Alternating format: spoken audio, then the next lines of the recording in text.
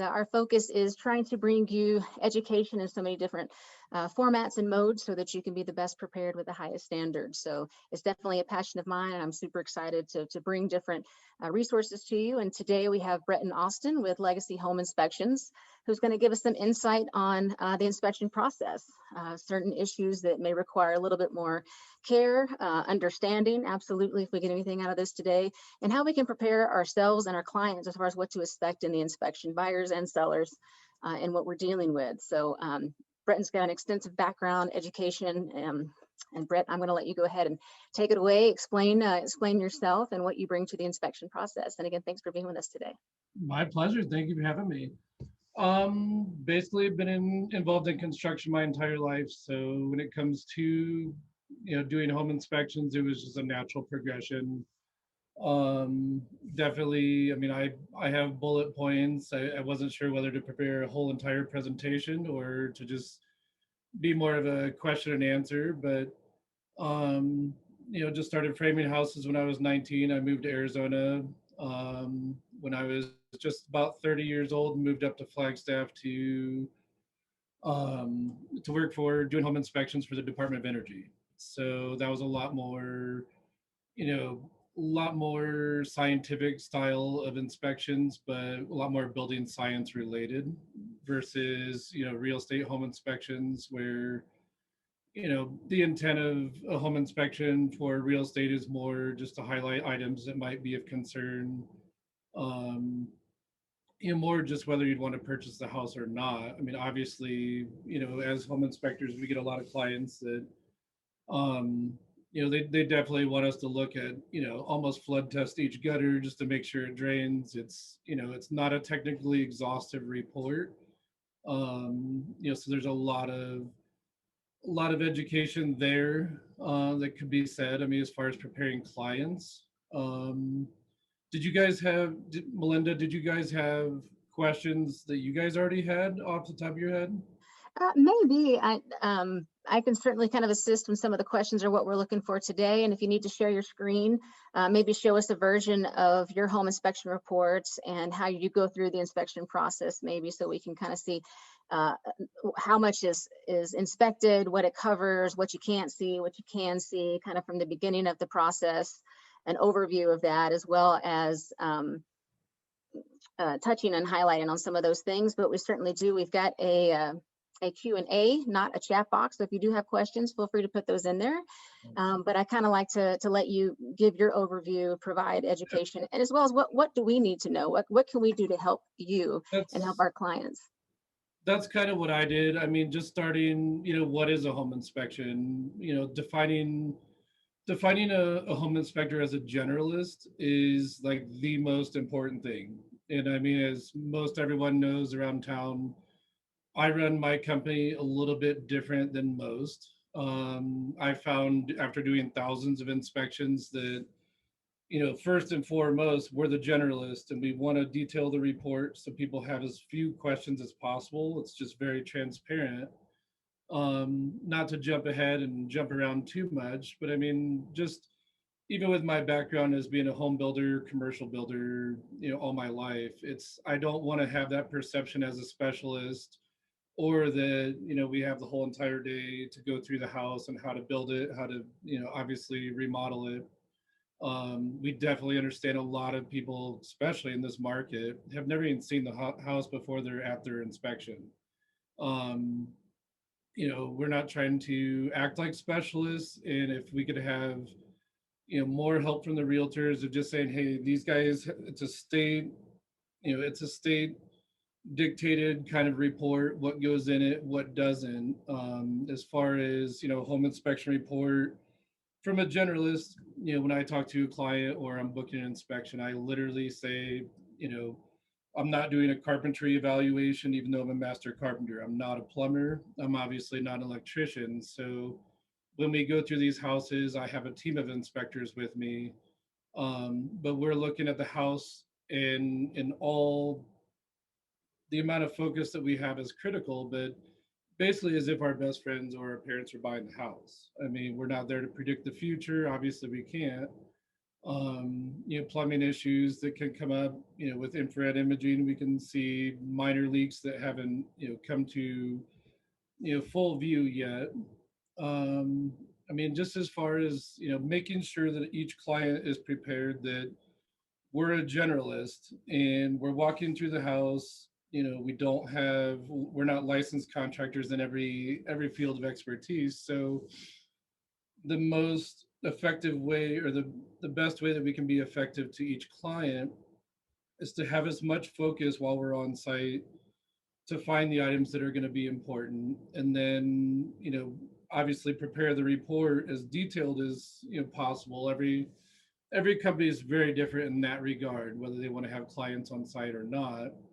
But the fastest we can get that information to the client, then the client can go from there and talk to contractors, talk more with their realtor on, potentially negotiating items in a contract, or, learning more about what their clients' needs and expectations are in the home buying process. So, as part of doing a home inspection, we're doing a visual only inspection. We're not, we use infrared imaging. It's not a requirement. I don't think that a home inspector should even inspect a house without using it, because there's so much more that you can see. As a former, energy auditor, Department of Energy, we're not doing a building science type of an inspection. We're not looking for, even on a grand scheme of things, we're not even looking for like missing insulation in building, or, imperfections and that type of stuff. We're looking for major components and conditions. It seems like the industry, while it's pretty new, a lot newer than most people think, it seems like inspectors try to outdo each other more and more for the sales aspect and gaining confidence. But you can really get yourself in a bind there by acting like a specialist, or, having that perception given even by a realtor that, let's let the specialist look at the house. That is definitely something that we need to kind of control closely, not just correct someone every time they say it, but, um as we go out, we're, again, we're not electricians, we're not plumbers. If we have any concern that the roof might need to be replaced in the next couple of years, it's our job to call it out and say, hey, we've got to get a roofer out here. That would be one of the most costly items of a home. Um, to just bring more information to light. So the faster we can get our report to the client, the faster the more specialists that they can consult. And that's the reason why I've kind of geared our company, our method of doing inspections. We do it as a team. We can collect the same, much more, if not twice as much information in the same amount of time, and get it to the client even faster. The beginning of our inspection is, not to cover regular maintenance or cosmetic conditions. We know, obviously flooring, carpeting, stuff like that, tile, that can represent a big cost to a home. But at the beginning of the inspection, as we start the inspection, we have to assume that the client's seen the home, whether it's just a walkthrough, on FaceTime or whatnot. You're somewhat familiar, as the client's familiar from the realtor, of the layout of the house. Stuff that we can't really put into a report. So not technically exhaustive, not covering maintenance. Cosmetic conditions, if we recommend, if the majority of the house has flooring that needs to be replaced, we can put that in the report as something you might want to consult with a contractor on. Um, but yeah, inspecting it as if basically we want to be free above and beyond building code. We don't want to limit ourselves to building codes. One of the biggest misconceptions of a home inspection is that a home inspector is trained, whatsoever in building codes. Like, all the building codes I know are from hours and hours of research.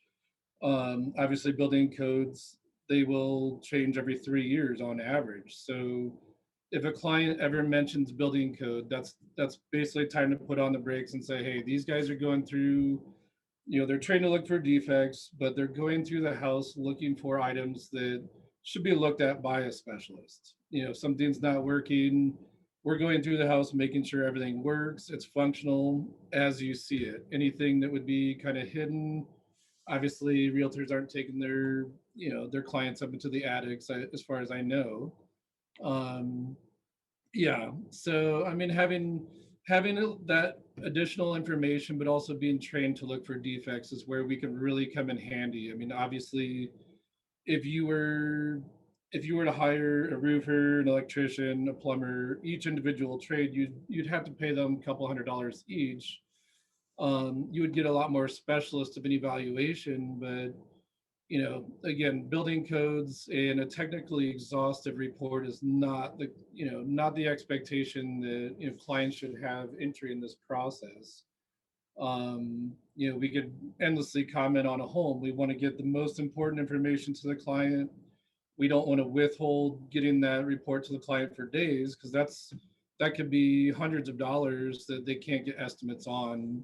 And it's not, has nothing to do with whether the sellers would be willing to repair items. It's more the information on how much they would cost, upcoming expenses. It's, a home inspection also. I mean, from my perspective, we do 2 inspections a day. We need to be able to drop off radon monitors in between our inspections. We need to be able to grab lunch in between inspections. 2 a day is reasonable, but more so doing the inspection in a focused manner and coming back with clients after they've had a chance to just read the report, or even just skim it. I believe that's the most opportune time to go over the report and meet with the client then, because everything's organized. The inspectors had a chance to think about, what they've seen. Obviously, we're not specialists, so having a chance to come back to the office and even research building codes. And I mean, we're not saying that, something's required just because it's required by code, but we're learning more and more. And so we're actually increasing our education as well with each report. I mean, I feel like I've inspected every house in this town once or twice. Um, but going through it, what are the requirements to become a home inspector? That's, often where that perception gets lost. Home inspectors required to do 80 hours of online training. They pass an exam, national home inspector exam, and then all they have to do is go out with a home inspector like me or any of the other local inspectors that are certified and do 30 inspections with them. Um, it's an interesting method to actually get certified inspectors, because obviously no one would want to train their competition. I mean, being a small town, it's an interesting way. There are inspectors that like to do that. I personally, I mean, without giving away, privileged information on how I run the business, um, you know, obviously would take many, many years to train someone to where I believe we could offer this similar service. Um, let's see here. How is each company different from each other is a big question. Especially during the summertime when we get slammed. We have, I think, usually on average around 10 or 12 inspectors at any given time. It fluctuates seasonally. Some have other secondary jobs. But the difference between one inspector to the other is night and day.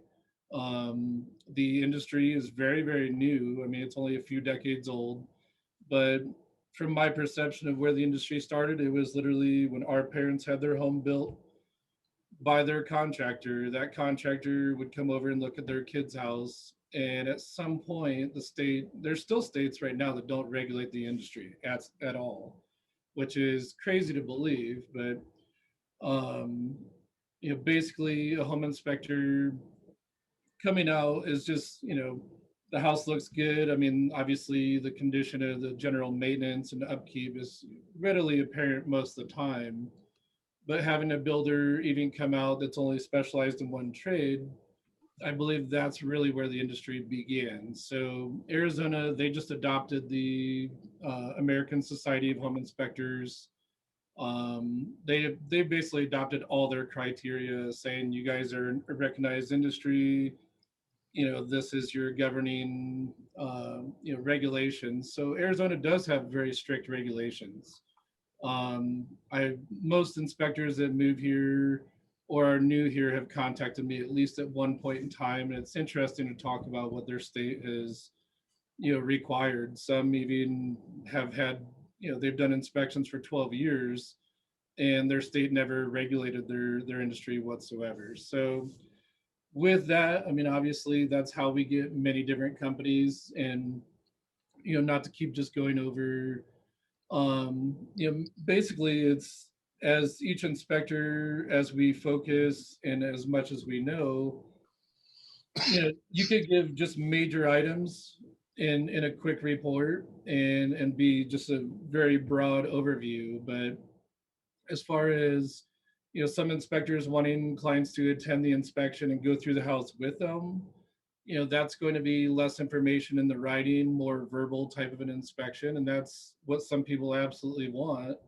I mean, obviously everyone just wants the big stuff, but when you put everything down in writing as you go through a house, I mean, meeting with a client on site, trying to make up, observations and try to come to, this is a cause and effect for each scenario.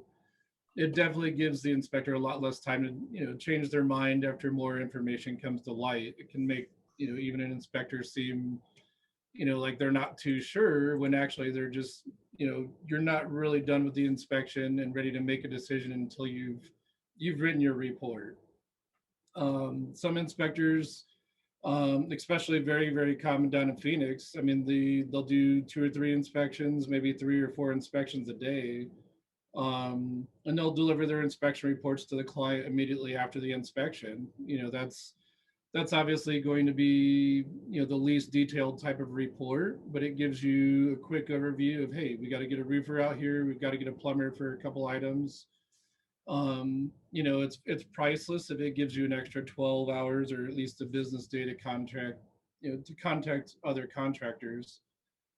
um I my personal philosophy is give the most detailed report possible. That also eliminates the seller from returning with questions back to us that we've already answered to the potential buyer. So basically, when we do 2 inspections a day, I'll come back to the office and I'll spend a lot more time detailing the reports.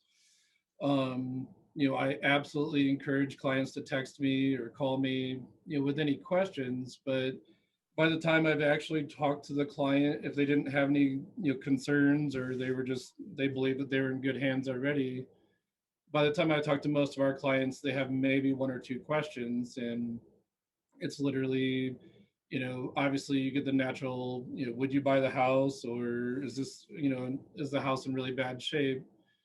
Those type of questions are always verbal, and some of them you can't even answer as a home inspector. But delivering, spending the time to detail the reports, the location of where each thing happens, and also being able to put pictures of that, with an arrow. I mean, that becomes priceless, because then a realtor can go through that report, they can glance at it, they can see the condition. I mean, these shouldn't really be paragraphs long, but just items of, the hose bib on the south side of the house is leaking. You can put an arrow to it and one picture of it, and that condition is going to be visual for everyone to see. Obviously, performing an inspection, you could walk a client around the house for days. So every company and what they do, a lot of companies come up here, or a lot of realtors come up here as well from Phoenix. They're serving dual MLS. They have expectations of everything that goes down in Phoenix. And what's similar to that, I mean, many home inspectors down in Phoenix even book the inspections with the seller's agent, directly for the buyer's agent. So a lot of interesting things, just even locally in our state, that change from MLS to MLS. Let's see here. So yeah, inspection reports obviously will vary just as much as the type of inspection and the type of inspector that's doing it. Obviously we all have some background or some interest in construction, or at least helping people. Usually a lot of both. But you know, obviously the most detailed and fastest report is the best type of report. There's for a report to be delivered faster, it's going to have less detail in it. So there's always learning the local inspectors is, priceless to understanding, what type of service to expect. As far as payment or time to review with the clients, um, that's another priceless way to learn the inspector. As far as like I said, I'm happy to have a conversation and write down anything in my notes before I get to the job, to begin the inspection. But once we begin the inspection, like we've developed a system over the years and thousands of inspections, to the point where even clients in the house, I mean, that stops us from being able to photograph the house for those critical location pictures, and it really starts to hinder the way we can detail the report, and it becomes a lot more verbal. Also, when clients are on site, I mean, there's always just a quick question here, quick question there, and I mean, it's not something that we want to sound antisocial, but while we're in a system and a method of going through the house, we're running across the house. I prefer to inspect the house as a team. I can have two other inspectors on the same phone call, and we're in 7,000 square foot house. We're calling each other on the phone, resetting GFIs or anything with plumbing. There's a lot more that you can find with a team, but it takes that organization, and that communication is priceless. So not having, we're only trying to limit the distractions, but the quality of report, I believe, in my opinion, is far out, far exceeds most people's, opinions or expectations. Um, as well as, different types of inspection reports. A lot of the home inspectors are using home gauge software. It's very easy for newer inspectors to grasp. It has more of a legend that you're referring back to back to the items in the report is acceptable, needing service. That can get confusing for clients, and that type of reporting software would obviously require, a home inspector to, it would require more answers and more clarification on the home inspector's part for the client to easily understand and read the report. Not trying to make this a sales presentation whatsoever. There's other reporting software where you can hand type everything out. You can put pictures in the report in an outline format. It just goes by the component type or the room, whether it's the roof or the plumbing systems. You can highlight issues in the summary report relatively easily. Almost all reports will have a summary. Some home inspectors we could easily produce 100-page reports. It's not difficult. But that's exactly the reason why we get rid of regular maintenance conditions and cosmetic conditions.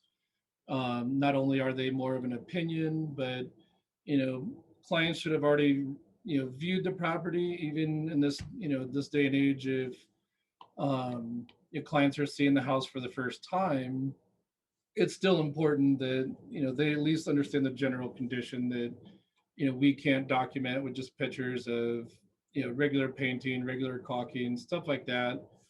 That all comes with owning a home. So I jump back and forth, but what are the benefits of reviewing the report after it's written?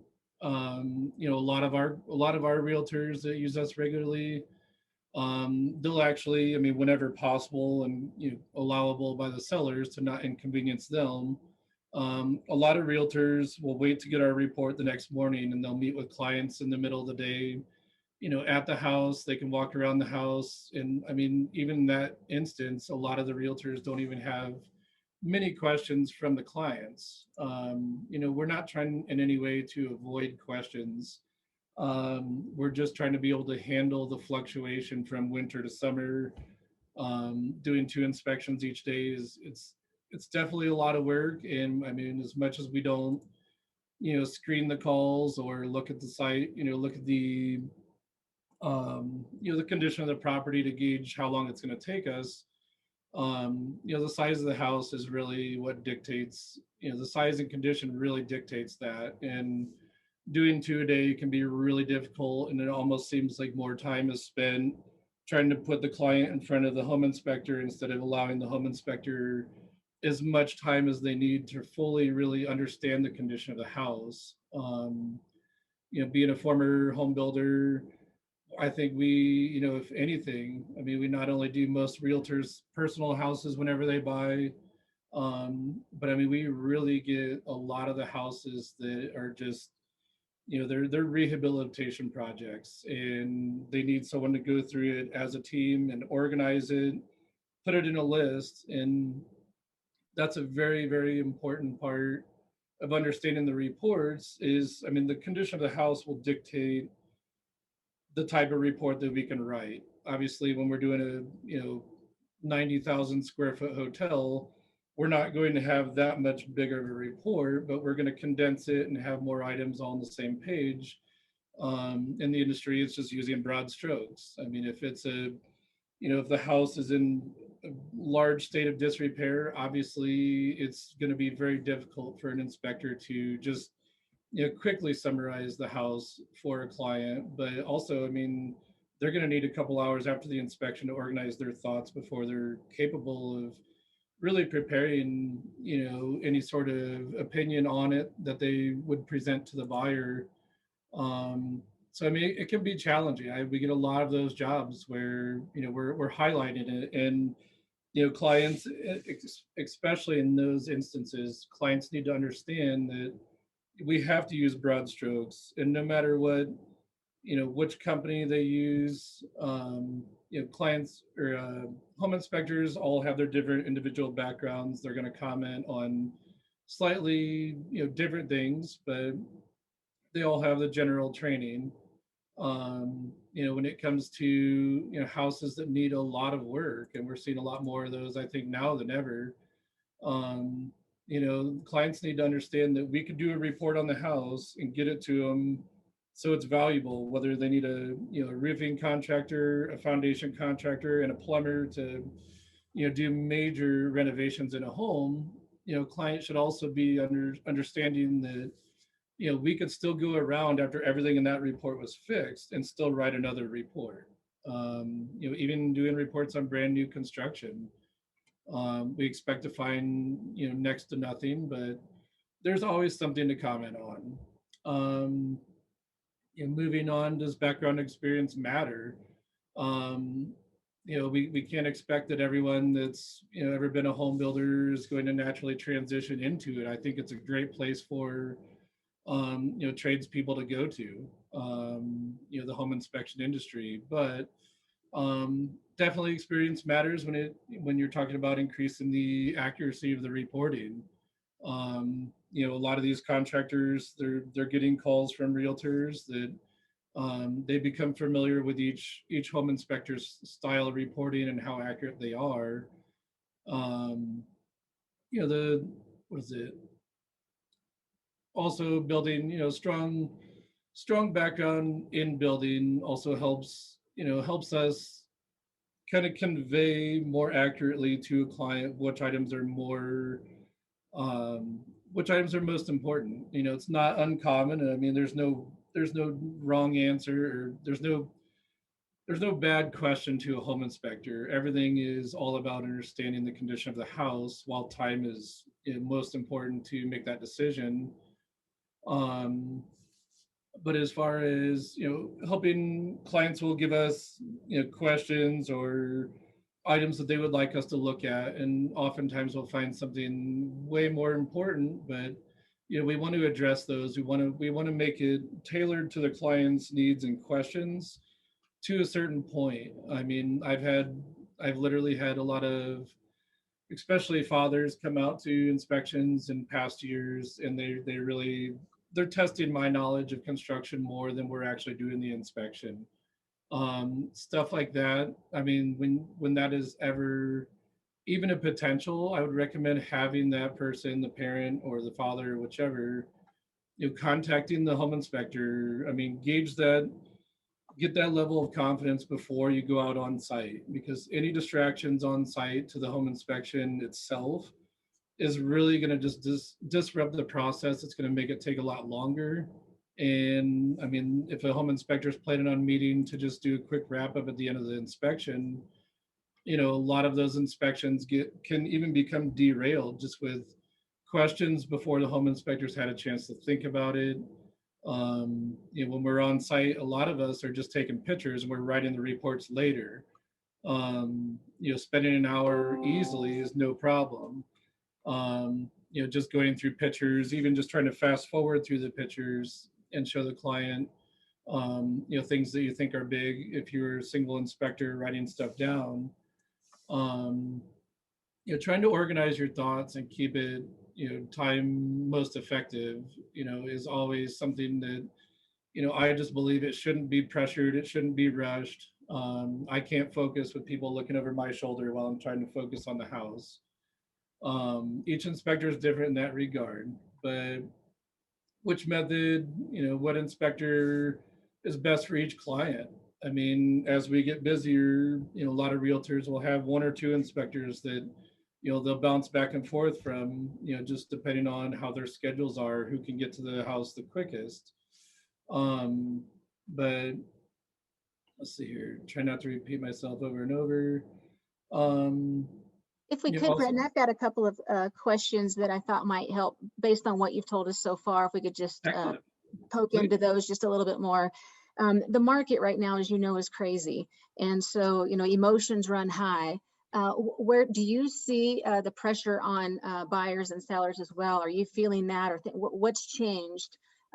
Is it hyper emotion right now, or what are you seeing, and how are you having that It's, effect with your it's definitely inspections? more stressful. I mean, just hearing some of the crazy stories of what realtors have to do in writing their offers, before they can get to the inspection process, to even get an accepted contract. Um, I've heard of escalation clauses going as high as $80,000, and it's you're How is already, it affecting you? Are you seeing some of that as far as like, is it increasing pressure on you? Are you feeling pressure from buyers and sellers that you feel, they're concerned about certain issues? I think that's probably my point where I'm getting. Are they yeah, concerned about different issues now than they weren't necessarily before? And I'm assuming it would be some of those big ticket items because people are paying so yeah. much for them. I don't think expectations have changed. It's just they're a lot more stressed out by the time they get to that process. Sure. I'll be the first person to say, like, we're not, it doesn't help anyone to scare a client, but, to give you that information, sacrificing the inspection time frame is something that only works against their best interests. So, Right. I mean, I know we have to do it, in some instances, but I mean, everyone, basically the number one and number two questions are, how's the roof, how's the foundation, and they want to make sure, just like always before, that the furnace is not over 30 years old, or the water heater, especially people coming up from Phoenix, that the water heater is not 25 years old, because literally Murphy's law is not kind to a home inspector. The second I put a 25-year-old water heater works, it goes out the day they move in.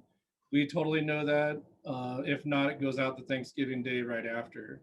So, it's is the only thing that's really changed is that when home buyers get to the home inspection, they've already been instructed no repairs. A lot of the case, they're just, sellers are not willing to do any repairs, home sales as is. So it's really important, to be prepared when you're talking to a client as a home inspector. Emotions do run high. People can jump to conclusions, but comparing the house to other houses is really what I found to be useful. This is as small of a report as you could ever expect. Maybe not from us, but from other home inspection companies. Um, that that part of the process really hasn't changed much, but it's the expectation that the buyer's entering the transaction knowing that they're going to have to pay for everything. That's where it really kind of increases the importance right off the bat, that we find everything that's major, Um, but does that answer that question? Yeah, it does. And I think it's a good time to remind agents too that what I find really helpful, not that our clients listen to us all the time or all the way through, but just remind buyers and sellers that, buyers specifically, that in the contract, it actually states you're buying this home as is. You need to determine that value upon when you walk in and how you see it. When you decide to make an offer, that's what they are supposed to determine as far as the value of that home. Now, obviously, Section 6J of the purchase contract states that we have an inspection period and we have a grace area to negotiate with the seller, but oftentimes we are waiving that. We're basically putting the clause in that the buyer is not going to request for any repairs. So it does, as Bretton was mentioning, it increases that pressure on the buyer for those big ticket items. And next, Bretton, I'd like for you to, if you could, maybe share a screen of a home inspection, or I can pull up one that you did for us not too long ago and just kind of go through that so we can talk about what those big items are, understanding the importance of those and how they're inspected. But just remind the buyer that, that they're buying it as is. There's no guarantee seller's going to fix anything, even though we do have Section 6J, we can talk about those inspections. So would that be okay? You want me to share my screen and pull one up? Yeah, I'm just going to have to admit that I'm not very versed in Zoom. I'm very That's technologically okay. savvy, but yeah, I would be honored if you would do that part. Sure, sure, no problem at all. And too, while I'm pulling this up, environmental conditions. I know, especially when we're getting more agents that are coming up here from Phoenix. Now, Flagstaff is very unique. We have a unique climate. What are some of those environmental factors that you see on homes that we should just be aware of and have that discussion with our buyers? Obviously, with a 7,000-foot elevation, the intensity of the sun and the rapid temperature changes can make an effect on certain materials. And so being educated, knowing that's just part of living up here. Can you touch on that sometimes that we see? Definitely, definitely a lot more. I mean, as far as elevation, I would say doesn't have a I mean, more with combustion appliances, a lot more in the valley. We have electric appliances. I lived down there for 10 years. Obviously natural gas is going to be the cheapest type of appliance, but just clients that aren't as familiar with it, how appliances need combustion air is a common one that comes up. If a furnace needs enough oxygen, home inspectors, and they're not really well trained in that as far as the requirements that I've known from Department of Energy, but when we go through the calculations, that obviously has changed over the years. Um, in regard to just sunlight exposure, I believe it's not as drastic, something to touch on, but radon would be a good one as far as in the valley. I mean, North Valley definitely has a lot more radon testing going on. I know that's an interesting subject up here, but I mean, as far as radon testing, explaining it to clients, that aren't familiar with it, whether they need it or not, that's something that, if I could just touch on that subject, as a home inspector that also does radon testing, I mean, we're meeting all the state requirements to do the testing. I have an equivalency requirement or certification, as does one of my other inspectors. But I mean, when we're booking these inspections, I also partner with a pest inspector, Co and his company. So when we go out, I mean, we can book radon, we can book pest, and we can book the home inspection. But as far as assistance from the buyer or assistance from the agents on when we show up to the door to drop off a radon monitor, what can be done to prepare the sellers for that. A lot of times we just get told to leave the house. We're not allowed to drop it off. Nothing was ever explained. I mean, radon is one of those things where it's not very fun to learn about. It's not very difficult, but there's a lot of misconceptions about it. So anything that a realtor can do to help on that regard, as far as especially clients coming up from Phoenix, just preparing them. If you guys want to do a radon measurement, that's fine. But I also think it should be mentioned too that, I mean, radon it's not addressed in any building code. That's something where it's a health and safety that the client should wish to take care of. Again, not trying to get involved in the negotiation, but I mean, anything that we put in a home inspection that's not functional or is not, installed with best installation characteristics, you should be able to back that up with, a building code reference or, oh, is that a radon report? That is a radon Uh, report. Yeah. So yeah, I mean, inside our radon reports, I have a radon authorization form. When we go through a house, or when we book an inspection, I try to get the radon monitor placed in the house as quickly as possible. As we all know, I mean, well, most of us know, um, we're only in a short inspection period. We only have a small window at which we can even take a measurement. So it's critical to know the fluctuation. I mean, if we get a 1.3, the national average for, um, the radon level in homes, 1.3 would be the national average to basically compare other homes to. Um, but the longer the measurement that we can perform, the more accurate it's going to be. If we perform a 48-hour measurement because the house doesn't have air conditioning, we could come back a couple of days later and get an entirely different measurement. We're taking a small glimpse in time. If I ever have a client, on the phone that I'm booking an inspection with, I actually even recommend that they buy a monitor that they can hang on the wall and take a long-term measurement, especially in a market that, the sellers are less inclined to do repairs or, even just, offer, prices different. What am I trying to say? So being able to do those tests is one thing, but I mean, even mitigation for radon is not terribly expensive. I definitely recommend all clients do it, but it needs to be more kind of outspoken that we're taking a small glimpse in time with real estate transactions. I like to do tests for 7 days minimum, just so I can see, how much it fluctuates. I'm not over analyzing it, but just, how is the home lived in? We want an accurate measurement. We don't want people to be afraid of it. um, but anything we could do to, to get Drew or one of the other guys that are more heavily certified, anything that we could do as an industry together to kind of increase the awareness that radon is definitely in our area. I mean, we found it as high as approaching 30 picocuries. While it's very, very rare to be that high, it's also when a buyer wants to have that type of testing done on the home, when we show up to drop off a monitor prior to the inspection, that we're not just kicked off the doorstep. Um, an authorization agreement is something that people can quickly read through. But as we know, I mean, there's quite a few signatures involved in buying a house.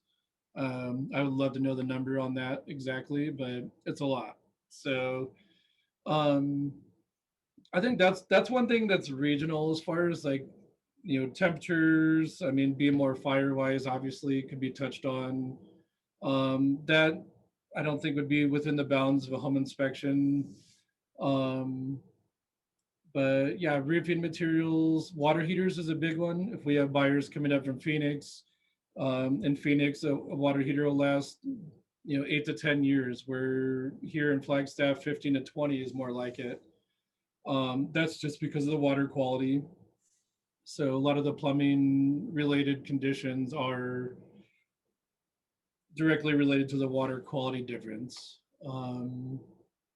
Did you have anything else on that No, I'm glad you that talked you were about the thinking of? radon because that was one of the things that I had written down. And so, is there anything in the report specifically? I've kind of scrolled through it as you were talking to have them see an idea as far as what was all in the report. Was there anything specifically in the report that you'd like to touch on as far as value to the radon report, or what to look for, or anything that's good to know specifically? Um, I mean, as far as just the how we do the radon reports, I mean, I try to make it as easy to read as possible. But there's definitely a lot of education that takes before the client, just understanding whether you need mitigation now versus should you monitor it continually. That's one thing where it becomes a whole entire, just a segment learning of the inspection process. Um, I mean, just as much as it is important to all of us, I mean, indoor air quality, um, you really can't argue with, there's radon does not appear in building codes as of yet. So, I mean, I perceive it as an upgrade. Mhm. But the testing can fluctuate. Just if we could get sellers to be, obviously it's difficult, but um, I like to use this part right here to send out once we, first of all, as far as yeah, scheduling the inspections and the radon, as agents, buyers agents, we reach out to the seller immediately, ask them, hey, are there any dates or times we need to work around with the seller? Because we are going to do, and I almost force my clients, that's a bad word for it, but I highly encourage them that radon for how much does it cost, Bretton, for the additional radon test? And we'll go over some of the costs for, I know we that this do price is downstairs. 150. About Sorry, how much? $150 for per measurement. Yeah, Um, so having that is a huge peace of mind, and I think, and as this report indicates, it's the number one leading cause of lung cancer for non-smokers. So there's enough deaths per year, and the problem with radon gas is that you don't really know about it until you have an issue. You can't smell it, you can't feel it, you can't see it.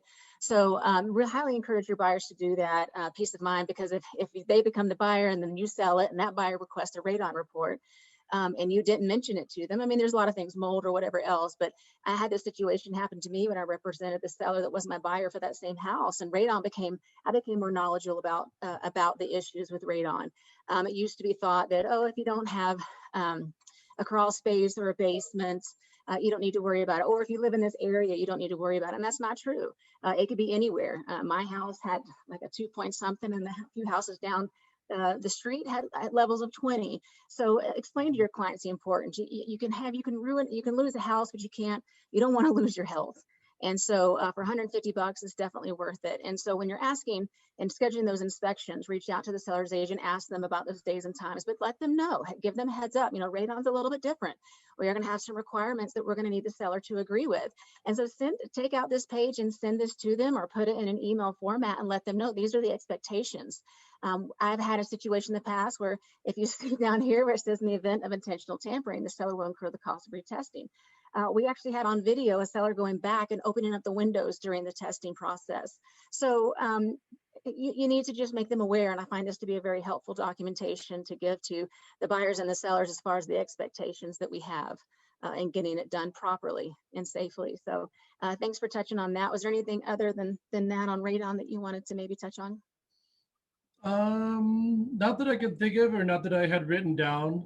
But as far as scheduling it, definitely, I mean, we're happy to drop it off, as soon as possible or just whenever convenient. But yeah, radon is a big inconvenience to the sellers. Yep. Um, we've And we had, would like to do it, and you're pretty good, Bretton, about doing it at the very beginning, because if we need to have Drew or somebody that Drew, I think, is, up to my knowledge, the only one with AEA that does radon mitigation systems. We there need to leave should enough be time for. one more. What's Um, that? there should be one more up and coming. I know David Swain had told me about him. Okay. That's also doing the radon mitigation. So Great, great. the- But we might yeah, need time, whether it's a roof inspection or anything else, but we've got to coordinate with getting somebody out there to get an estimate for the radon mitigation system. And most of the times, even in this market that we have right now, those things that I find that we can negotiate best with a seller are structural. To some degree, I'm not to be confused with cosmetic, as Bretton explained, but also safety, because those are going to be issues. One, the seller might be living in a house, for their own safety, whether this transaction falls through or not, should consider their health and get a radon mitigation system. And I do believe that the more that we have these radon mitigation systems, it could be something that's required in building, but also I think it's going to increase the value of the home just by having safety measures. So oftentimes we can find those things to be something that sellers willing to negotiate with us with, are the safety and the health. And so it's just important to explain those things. So let's go ahead. I think it's a good time to go ahead and I'll pull up the other home inspection report. And we'll look at just your basic report, how it's inspected, what's covered, what's not. Talk about, some people have unrealistic expectations when it comes to what you are going to inspect. And you guys do quite a bit. mhm. I can't get this little thing is blocking my way to, hold on guys, sorry. Let me try to move this little bar. There we go. Ta-da. Okay. All right. So starting with the beginning as far as what we're here, and then you just let me know. I'll just kind of scroll through and you can touch on those as you'd like there, Bretton. Oops. You're giving away all my trade secrets right now. Am I? Well, I think No, it's I'm really just good. I mean, these are things that, um go ahead. one of the most priceless things, and I mean I know we're all excited to get to the inspection reports as buyers, and but if you could go to that first page of the summary report, that is literally critical. um the realtors alike, I mean, not everyone has their favorite inspector that they use, but for the type of software that I have, I've literally had to create these, and these are, I mean, while they sound generic and like I've copied them and pasted them, I mean, these have developed over years. Just, I mean, what the first paragraph, what is the summary report? I mean, and that's basically reading that, understanding what a generalist inspection is, and the understanding the time sensitive nature of it. Those three combined is really answers a lot of people's questions on, are you going to check the gutters? It's like the gutters are not, you know, that came up in a recent inspection, but the slope of the gutters, while it's important, I mean, we're going to find more things that the house could need or use, maintenance adjustments and stuff like that, that on smaller houses or houses that need very little work, we can comment on that. But depending, I mean, that page is pretty critical or priceless to understand the time sensitive nature. Getting the big components delivered to the buyers so they can have time to contact the contractor or get an estimate on the types of repairs that we're recommending.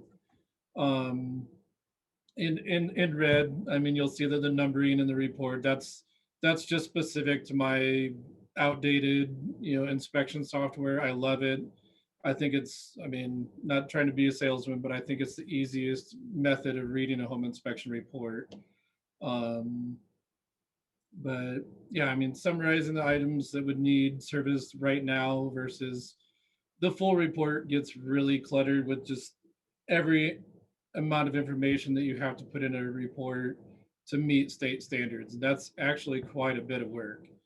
Um, so yeah, I mean, also like on the wood decks, I mean, remembering back to that inspection, I mean, the point is not to withhold the report from the buyers. um, as far as how much damage or to what extent, I mean, that's not something that we should get hung up on as inspectors. I'm a master carpenter by trade. I mean, I could have obviously gotten really technical on it, but just saying, get a contractor out here, and especially these days more than ever, getting a contractor to give you an estimate within your inspection period is getting even harder because everyone's so busy. So getting that info to the buyers as quick as possible, and not to just spend endless hours or even days. I mean, 24 hours is more than sufficient time to get an inspection report out. Anything longer than that, and then you're just running behind. Um, So but I'm just going through the summary here, and I'm just kind of showing, we start with the structural, exterior, roof, we get into the big ticket items, as you explained, is really what's one of the things that I like, 'cause I'm a visual person too, is when you have these little diagrams here to the right of the photo, it really helps explain it. I don't think most of us understand the function of a water heater, what it should look like. So I know I'm grateful for these things, and you've got that integrated throughout the report to help us better yeah, I understand. have thousands and thousands of hours into making those diagrams. I try to do one or two each night, but I mean, that's something where that's priceless, and client can look at that on the left and see the condition. But those pictures, I try to make them as easy to read as possible, but it definitely really helps the report. There's um the thermal imaging, which I think is super cool too, because I went back at this house afterwards. You could not see any indication as far as where there might be a leak. And it appears from the primary bedroom upstairs that that there's probably maybe something just dripping from the plumbing, the tub, maybe the drainage that's there, but we would not have known that otherwise. So talk about the importance of infrared if you want to there, Bretton. Yeah, I honestly, I mean, stuff like that, we do find that a lot, more frequently than you'd expect. But um, as inspectors, when we go into a bathroom, I mean, we're testing the home in worst case scenario. We're going to fill up the bathtub, we're going to fill up the sink, and then when all the basins are, I mean, we're not filling up the tub all the way, but we flood all of the drainage system, and that's what conditions like that might leak when we're there, but they might not leak under normal use. That's also in houses that are second homes, like we have a lot of in Flagstaff. Um, a lot of those small drips can be dried out seals around shower pans or toilets that were loose at one time. They don't show up under normal use, but thermal imaging is it's priceless when it comes up with something like that. We never hope for it, but there have been instances where I can think of a handful at least where realtors um, they've said, I can't believe you guys caught that. The seller had explained that they did some repairs there and that there could be no damage. So, it wasn't really investigated further, and ceilings have come in, just fallen down from, that type of water damage that we can luckily spot before. But, when we do that type of testing with flood testing all the drainage system all at once, it'll show us leaks that wouldn't normally be obvious until Thanksgiving Day. But, yeah, I try not to make it too technical, depending on each report, but that's where the condition of the house really determines the scope of the inspection. I mean, if it's 7,000 square foot and nothing works in the house, you really have to pull back. Or if you're doing a commercial inspection, I mean, the scope has to match the condition of the house. That's something that we can't predict before we're there.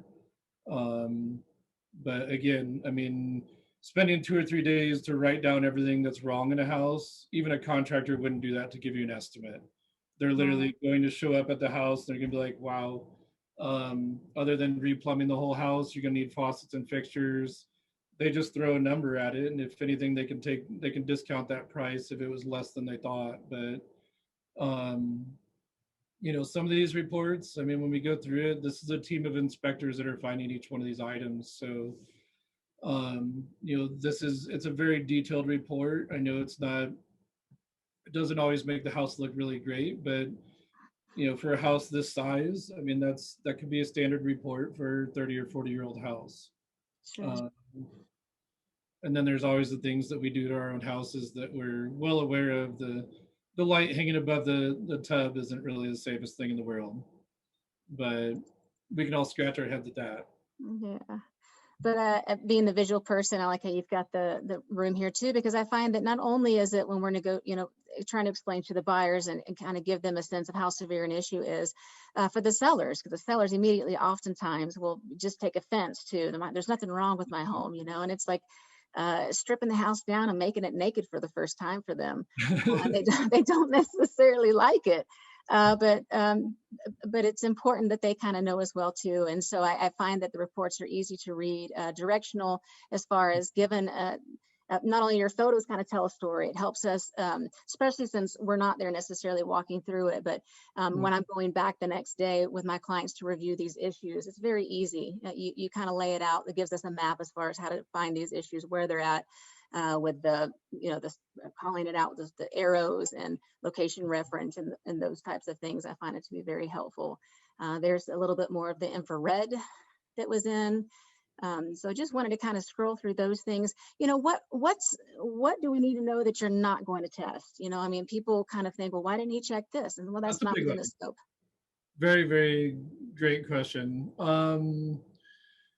Basically specialized systems. I mean, central vacuums, I mean, we can test them, but we can turn them on usually in the garage, but we're not going around the house testing every single outlet where you connect the hose and start up the central vacuum. Obviously, security systems. Believe it or not, a lot of home inspectors, I just flat out have a blank statement in my home inspection report saying replace your smoke detectors. um some inspectors will push the button on a smoke detector to seemingly test them and kind of endorse them, but smoke detector is good for 7 years. There's a 10-year lithium ion battery that you can allow that to go for the life of it. But I mean, smoke alarms, I mean, going through that, unless you're testing the smoke alarm with actually a bottle of smoke, liquid smoke or whatever, um, designed for that type of testing, you're unnecessarily or unsafely endorsing that. That's one thing a lot of people ask. Like, you didn't comment on the missing smoke detectors. I want to see every client. I mean, 7 to 10 years is almost the exact average of how long we own a home. So, I mean, smoke detectors are one thing, but I mean, you can't really endorse them. You can't. I mean, it's almost not even cost effective to test them. Um, Central vacuum, security, smoke detectors. I would say one of the biggest ones is mold. I mean, honestly, understanding a lot of us have, come up here obviously from the valley. Um, but I mean, like, mold favors hidden areas of a house, and that's exactly what we can't see as part of a visual inspection. Before the buyer actually purchases the house and we're working in a different manner, we can't do any destructive testing whatsoever. And I mean, I've even gotten the third degree for leaving a light bulb on the back porch. But I mean, we're flat out disclaiming, like, as much as we want to comment on mold when we see it, mold can very much be present in a house that we cannot see. Just, I mean, as a personal, experience, it's, somewhat ongoing, but I mean, we did a manufactured home and there was a prior water heater leak. As most water heaters, you can replace them before they leak, or you can wait until they actually do. But with a manufactured home, the belly bag, the insulation blanket system prevented us from seeing any mold that was in the floor cavity. So a small leak behind the dryer that was discovered by one of our clients, that actually led them to start investigating further with Mammoth Restoration. And they literally cut into the belly bag and they found mold. And it's like, hey, I mean, this is not visible when we're looking for it. So I mean, as much as we feel like we wish we would have caught it, that was not visible at the time of the inspection. Thermal imaging, that's a perfect example. And I'm not, trying to go too, make it too personal, but I mean, we have hundreds, probably 400 pictures of the house with thermal imaging showing no moisture in the walls.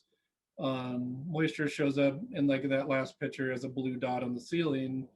That's the evaporation that's making it, colder. Even 5 degrees is noticeable with an infrared camera. So I mean, with that, it's unfortunate, but there's nothing, as far as a home inspector. I mean, you know all lumber comes out from the factory wrapped up, wrapped up in paper, just like Tyvek or building wrap. All lumber has mold on it when it comes from the factory. As we're framing a house, we're well aware that there's mold in it. Whether it becomes activated and becomes a problem because of the environment it's installed in is what we're looking for as inspectors. You could go up in almost any attic and you can see splotches of mold from that shipping process when the lumber was wrapped up, at the lumber yard, or when it was in transit. But um, I mean, is mold in itself going to grow in an attic? That's a winter condition. Again, going into building science, I could spend hours just teaching courses on that. But um, hidden mold, I mean, mold is the number one concern of every client, and making sure that they understand that, we will comment on it when we can see it. But I mean, issues like that, I mean, that's something that we always hope. But, unfortunately, I mean, we even had a client that found prior damage that wasn't disclosed.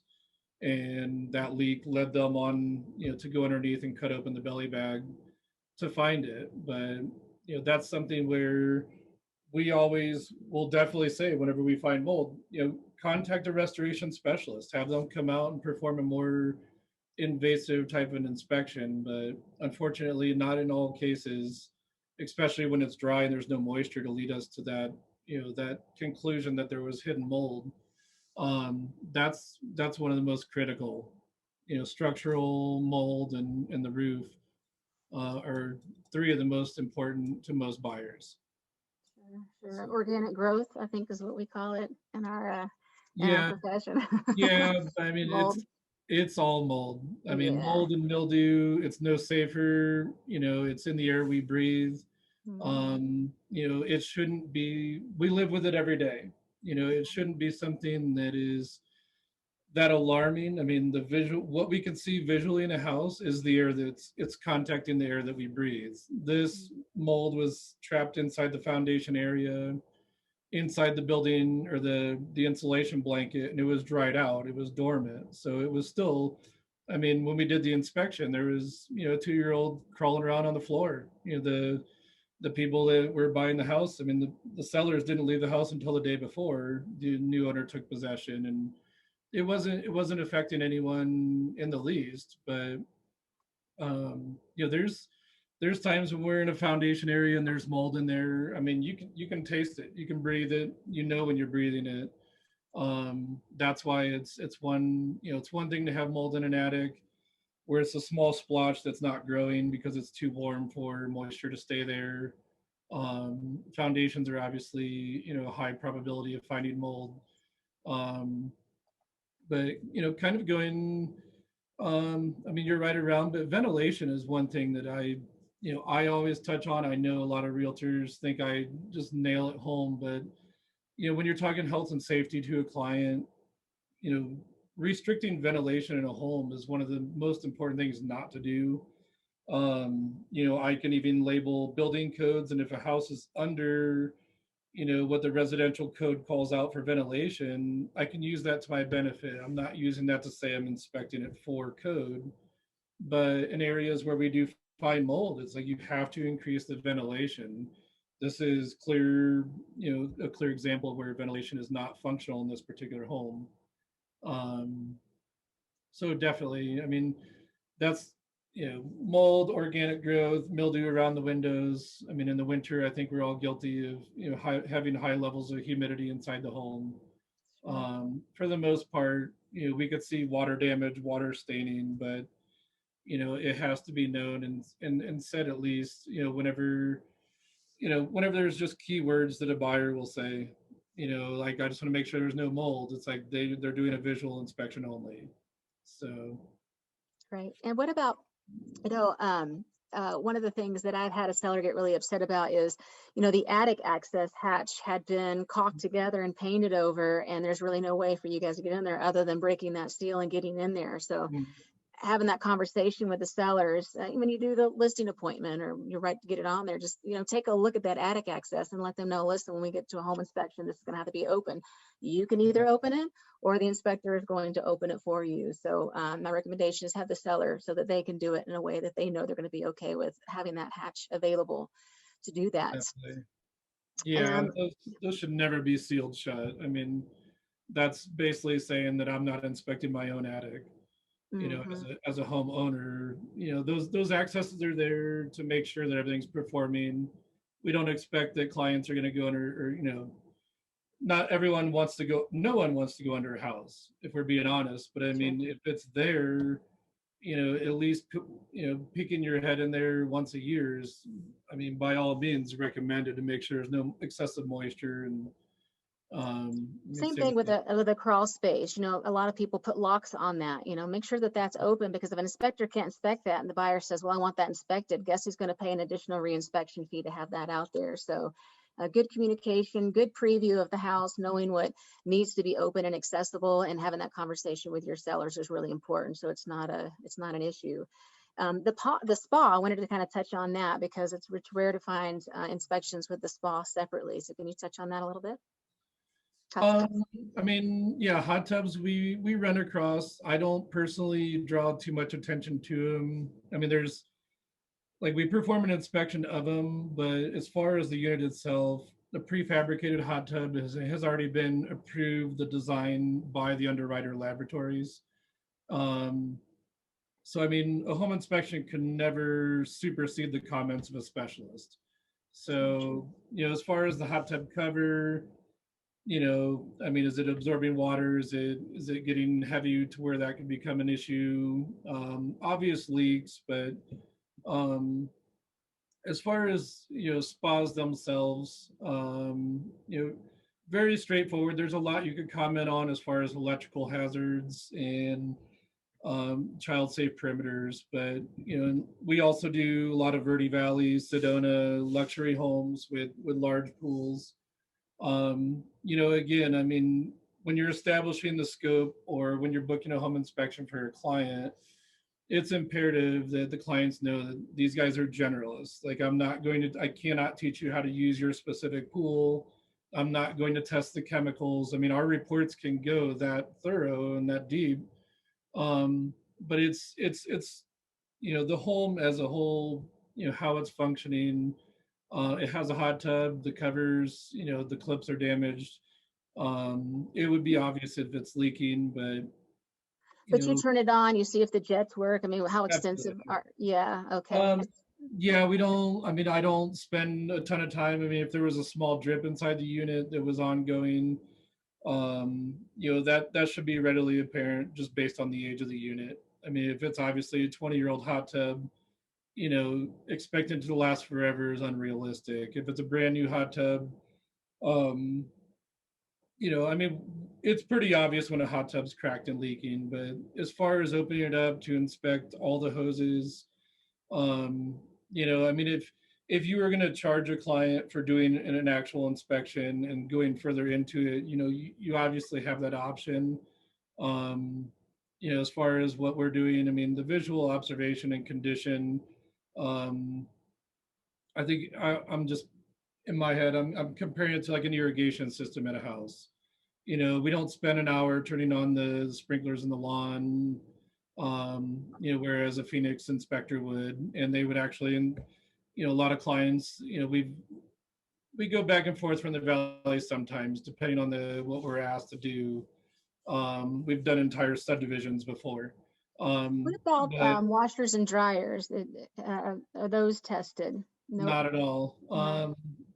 I mean, a home inspection's limited to built-in appliances, but also including stoves. So, I mean, washer and dryer, they don't always convey, but you could argue that gas dryer is connected just the same as a gas stove. It's it's something where, as a home inspector, you have to it has to be understood that when we say dishwasher is functional, it held water, it went through a cycle, and it drained. Like, we're obviously not testing each um Program function. yeah, each setting or whatever. And if a client, if they don't have a huge list of stuff that would keep us there all day, if they asked us to turn on the washer and dryer, more than happy to. But honestly, I mean, when you start operating appliances like that, if anything were to go wrong or something wasn't disclosed, um, you can find yourself as an inspector causing property damage. So, Sure. um, So we got about 15 minutes left, so this is a good time to let everybody know if you've got other questions, please put them in the Q&A, not the chat box. That will be disabled. Questions and answers will go there. As we kind of wrap up things to go there and too, and I just wanted to touch on, inaccessible areas in the attic. If there's a certain pitch in that roof when you're up there in the attic and you can't see that, explain to buyers that they can't get in there, they can't see it. And also certain points in the roof where we've got such a pitch that it's hard and it's not safe for you guys to get to. So I think just having realistic expectations as far as what you can do physically is a great preemptive way to educate our clients as well. What is your, I know it varies based on time, but how much time should we advise our sellers, that you're going to be there at the house? for a standard, I mean, at a minimum, we're there 2 hours. And I know that's long for, not every inspector spends that, but we're not trying to just make it, we're not trying to make the smallest report possible and meet state standards. We're trying to give the most information. We're at, I mean, even a 1,500 square foot house, we're there, hour and a half, depending. Concrete slabs are obviously, there's no underneath to inspect, but 2 hours is a minimum standard for us. Above that, basically an hour per 1,000 square foot is realistic. Believe it or not, I mean, there's sometimes we're on a 7,000 square foot house for 6 hours, and it's, that's what the house needs. But I mean, when you have 5 furnaces and 5 air conditioners, 4 water heaters, um, I mean, some inspectors can walk by that and just it visually looks good, but to actually meet state standards and document what's there, I mean, that's how long it takes me with 2 inspectors. So, I'm putting all that in the report. A lot of inspection reports don't even meet state standards, but we're trying to get the most information out there. But yeah, 2 hours minimum and an hour per 1,000 square foot is a realistic. If I weren't there with a team of inspectors, I would be taking pictures only, and it'd take me about the same amount of time. Yeah, Maybe a little bit less. that's a good rule of thumb, 1,000 per square feet of that. And what's the return time once you've been there? What can we expect as far as receiving that report? I set a personal rule as 24 hours. Anything longer than 24 hours to deliver a report, in my opinion, it reaches the point where it is losing value to the client. I mean, we do 2 inspections a day, and it's a unbelievable amount of workload. I never thought I would continue to do it. Training inspectors, hiring new inspectors.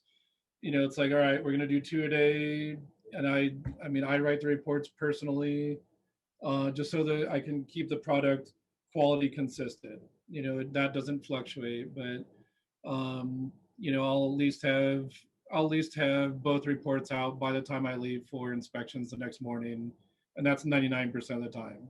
I mean, it's not, newer inspectors might need a little bit longer, but they're not going to book, a solid schedule where, I mean, if we have 2 bad houses in a day, that's a 16-hour day for me. And sometimes I'll use the morning just to review the report. But um, 2 very good houses like we had yesterday, I mean, it's still 12 to 14-hour day.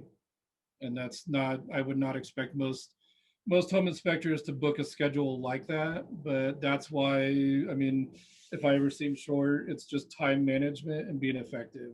We're not Sure. trying to be antisocial. Um, when I get home from doing inspections, I'll have clients call me all the time. I'll have an email from former clients asking me about their house, from 2 years ago, and just responding to all those, going through those, and um, it's definitely 24 hours is a good range. If you're detailing it more than that, it's likely not going to be cost effective. If you detail it less than that, then hopefully you got the biggest items and you spent longer on site. Uh, Sure. And if you don't believe him how busy he is, what I think is really kind of cool is he makes it very accessible on his website. And you can see commercial too, for those of you that might dabble in commercial. And what I like also is it makes it so much easier to schedule because, we're super busy. But I just text him. He lets me know your response time is fantastic. You're almost immediate as far as being you able can to. only get a hold of me by text. I Right. apologize if you've ever, yeah, my voicemail literally says, please don't leave a voicemail. It's not monitored. But great response time in that regard, and then it's taken care of. You've got the radon, you've got the pest inspection all at the same time, so it really easifies our process in getting those inspections done. So, and he's got his own company where he manages these the people that are doing these things himself. I know you do the radon setup yourself, but you've got Garrett working with you, Precision Pest.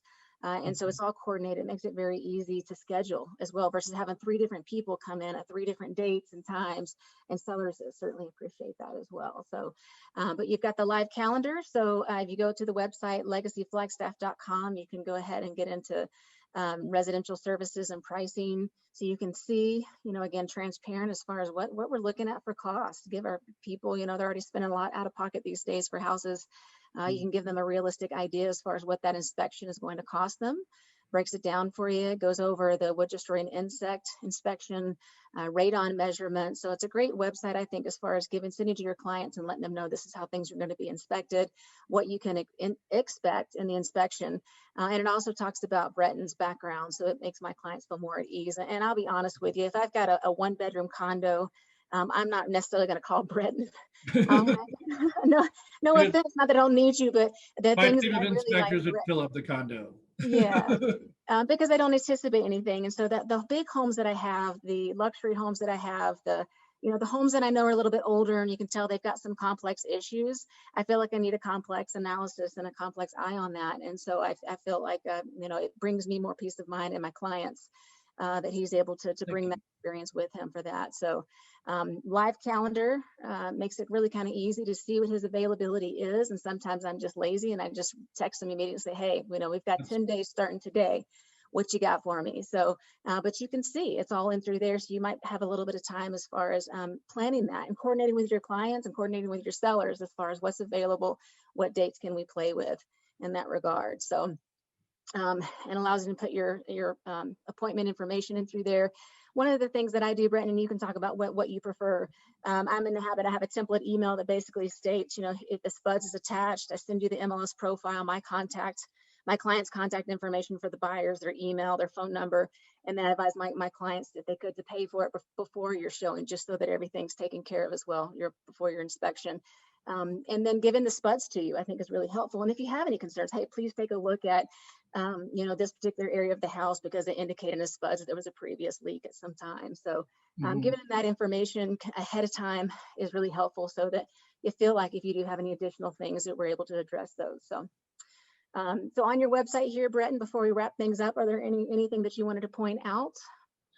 I mean, we're trying to cater to everyone. I know you do like email. I mean, I've literally had people call and leave a voicemail. And they thought they booked an inspection. I've never heard the voicemail.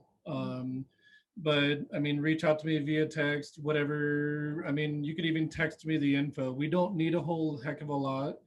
And I mean, not trying to make it a sales pitch, but all I need is the address. I need to know the buyer's name and their email. I mean, if you want to add Pastor Radon, we can obviously do that.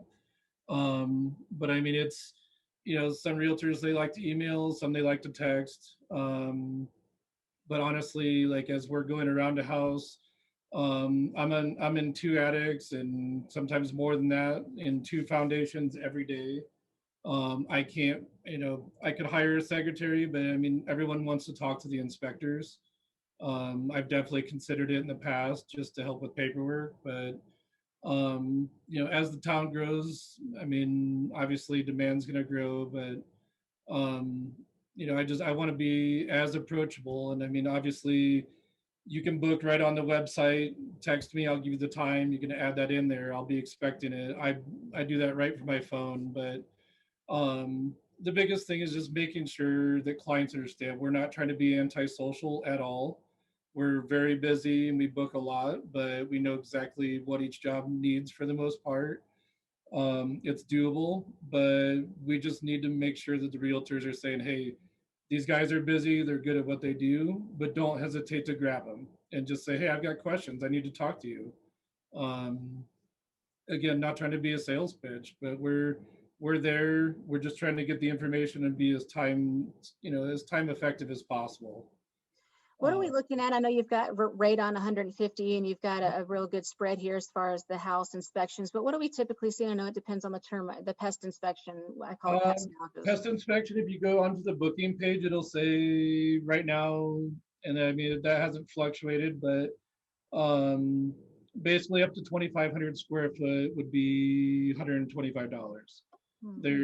I mean, for years, I've tried to stay out of the pest inspection industry.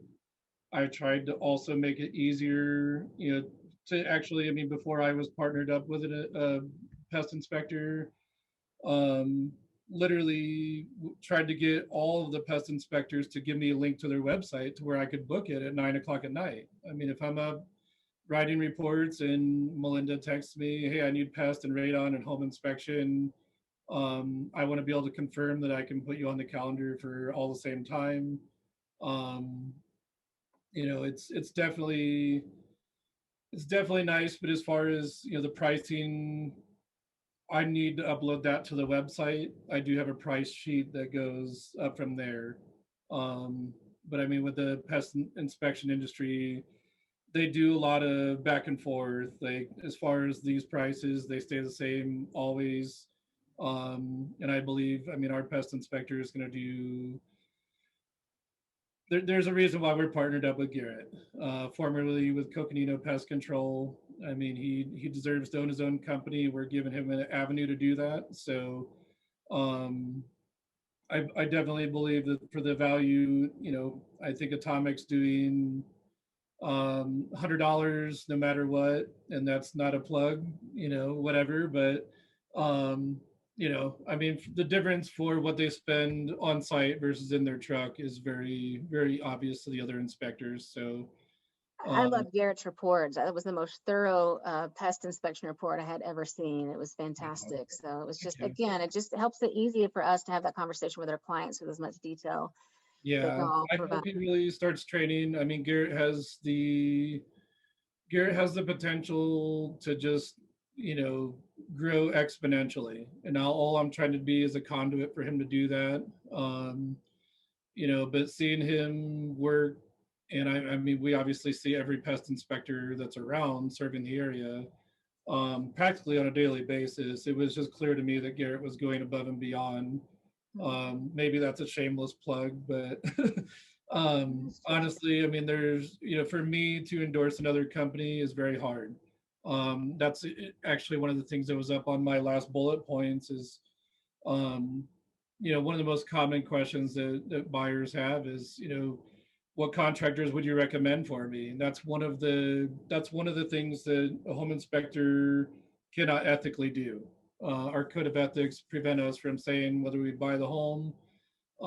We can't ethically recommend clients, or we can't recommend contractors to clients. And it's, you know, being a former home builder myself, you know, I could frame a couple houses a week, depending on what size houses we are building, but the crew of guys that I had was always rotating. So even with that, I mean, we always defer back to the realtors and encourage you guys to, um, anyone that you've worked with in the past, keep their number and keep that for the client's benefit. But I mean, if you got a handyman, I mean, make sure he's fat and happy. I mean, they've got to come out and give us estimates for all these reports, but you know, they're not always getting every job either. So Mhm. I used to do a lot of punch lists for realtors down in the valley when I was a home builder. Yeah, just to fill up my weekends. I could have easily started a, you know, my own company just doing those punch lists. So Well, we um, would love more handyman. I know it's difficult in this market to find some good ones, but it is a conflict of interest. We completely understand yeah, with that. But I know that your knowledge again has gotten back where we had an issue with a log cabin, if you might remember, out in Forest Highlands. In fact, I was just with them the other day and they did get it fixed, but just the ability to where you could explain and show how the wall was starting to separate, the logs were moving away from things, and how to possibly remedy that. I mean, without the information that's there, it really does show how important it is to have details and thorough, and you were able to explain it's not necessarily a big deal. You can do this, and I think it was about a $1,600 fix at the end of the day to take care of it. So it just kind of helps put people at ease and get a better understand, or not. Like I got to replace this entire. If it was something major, they can make that decision, and that's our job, is to facilitate them making the best decision they can based on our ability to provide as much resources and information for them to do that. Because I tell them, at the end of the day, I got to sleep at night, so this is your yeah, decision. Look at yeah. all the information, make sure you understand it correctly, and so the better we can provide that to them, the more confident they are, and of course the more they tend to love us as well. So it Mhm. takes a team in this industry, as you know. I obviously don't need to tout on Bretton much more. In fact, Nikki Burridge, we didn't have any questions for you, Bretton, but Nikki Burridge made the comment that Bretton is awesome. So I would, I would tag on to What, you that as open up well. a fans page? Thank Thank you, you, Nikki. Nikki. Uh, For your comment. It's true. And the only that's thing that I regret about having you here today and talking about you so much is I'm afraid that I might not be able to schedule you as quickly and accessible. So, but nonetheless, our goal here is to make sure that you agents have as much information as you can, resources, so that you can do your job as best as you can. So that's going to wrap it up for today. Unless there's anything else, Bretton, you wanted to add before we close out. just understanding that, I mean, we can't get to everyone, obviously. I mean, I've been booked out 25 days in advance, you know, some years in the summer. But just understanding, I mean, we're just another tool in your arsenal as a realtor. It's not about sales. I mean, we do 600 inspections a year easily. Even if there's 3 feet of snow on the ground, we're running around. But understanding what your home inspector needs from each of you, everyone, there's a lot of home inspectors out there, but just, I mean, we're all trying to help, and it's usually, it's a very rewarding career, especially when you're passionate about it. But understanding what each home inspector needs from the realtor and from the clients, and just respecting that, that's how they can serve you best. I don't know if most home inspectors are as long-winded as me, but literally it's a pleasure to help clients. But I while we're there, we've got to focus, and that's just, we're not trying to necessarily change the industry, but as far as what we ask, I think most 99% of all buyers, when they contact us, they absolutely understand we're just trying to focus. So yeah, thank you for the opportunity to talk with you guys and help us. Thank you. It does. It takes a good group of good people to make things happen successfully. I'm a true believer in that. So here is his contact information, his text. You can just text him to reach out to him. Best way to schedule through there. But then again, you can see the live calendar. So don't hesitate to reach out to Bretton and Google him, creep on him if you want to find out who he is and his business. That's what we do anyway, right? These days, Not too hard. Google and everything else. So thank you all again. I don't think we had any more questions. So thank you all for making a commitment to be here. I know we're all super busy, but just these small little things that we learn in an hour and a half on our day make a huge difference in our ability to bring professionalism to the industry. And that's what we want. So on that note, if there is anything that you would like to see the association bring to you, feel free to reach out to me. My number is 928-853-6315. You can also find us at nazrealtor.com.